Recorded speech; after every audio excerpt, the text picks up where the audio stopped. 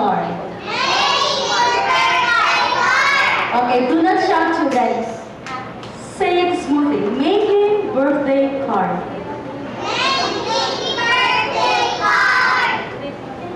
Okay.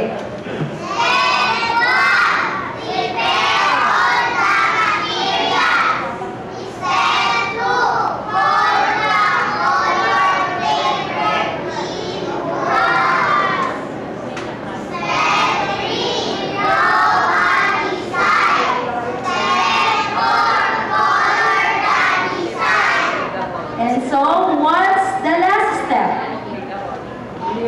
Step 5. What will be step 5? Okay, tell me and I'll write it. What is step 5?